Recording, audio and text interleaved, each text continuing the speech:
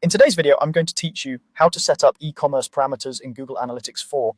By the end of this walkthrough, you'll know exactly how to register item-level e-commerce parameters as custom dimensions so they can show up in your reports and explorations.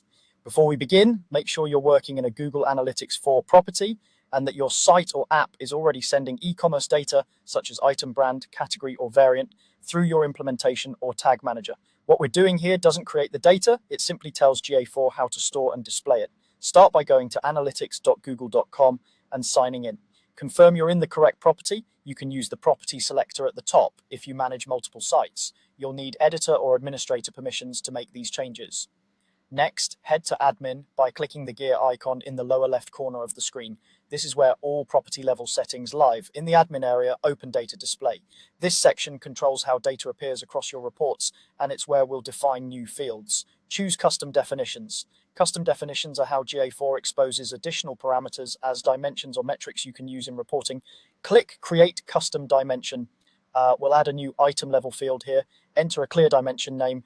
Pick something human-friendly, like item brand or item category, so it's easy for teammates to recognize in filters and pivot tables later. Add a helpful description.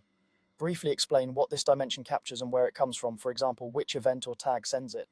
Good documentation saves time when your team grows.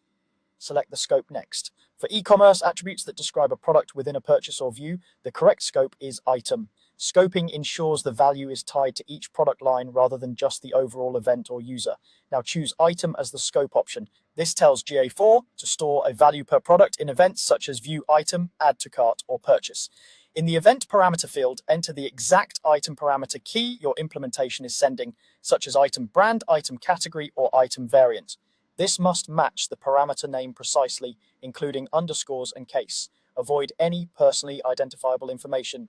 Finally, click Save. From here, GA4 will begin processing this dimension for new incoming data. It can take up to 24 hours for values to appear in standard reports. Keep in mind that properties have limits on the number of custom dimensions, so prioritize what you need most. If results don't show, verify that your tags are sending the parameter on the relevant e-commerce events and consider using debug view or real-time to confirm.